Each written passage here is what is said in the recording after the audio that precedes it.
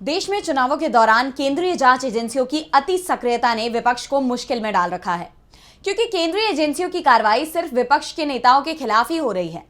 वैसे विपक्ष के नेता पूरे 5 साल केंद्रीय जांच एजेंसियों के रडार पर रहे हैं, लेकिन चुनाव के समय यह कार्रवाई पूरी चुनाव प्रक्रिया पर ही सवाल खड़े कर रही है और इसे लेकर 3 पूर्व मुख्य चुनाव आयुक्तों ने सवाल उठाए हैं और चुनाव आयोग से दखल देने को कहा है। तो क्यों चुनाव आयुक्तों को करनी पड़ रही है ये मांग? देखिए ये रिपोर्ट। लोकसभा चुनावों के दौरान कांग्रेस का खाता फ्रीज कर दिया गया।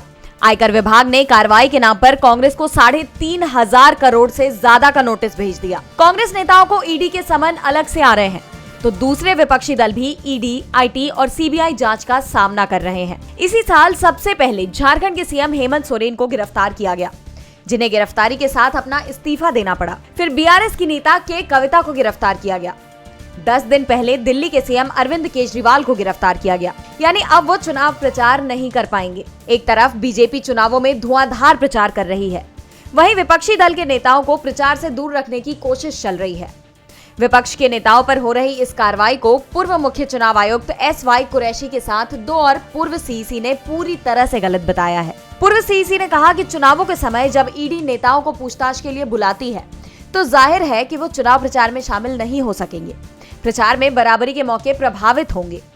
पूर्व सीईसी ने कहा कि आयोग राष्ट्रीय सुरक्षा के मामलों में आड़े नहीं आ सकता, लेकिन अगर ऐसा कोई मामला नहीं है तो क्या आईटी विभाग और ईडी 2 महीने तक इंतजार नहीं कर सकते?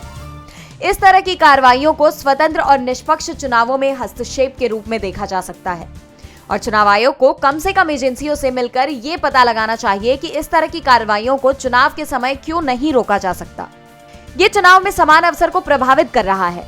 इससे पहले चुनावों के दौरान कभी इस तरह की स्थितियां नहीं बनी। मोदी राज में ईडी ने राजनीतिक दलों से जुड़े 121 लोगों पर कार्रवाई की, जिसमें 115 विपक्षी दल के नेता थे, यानी 95%। इसके उलट मनमोहन सिंह के कार्यकाल में 10 साल में 26 नेताओं पर ईडी की कार्रवाई हुई, जिसमें 14 विपक्ष के नेता थे, यानी आधे।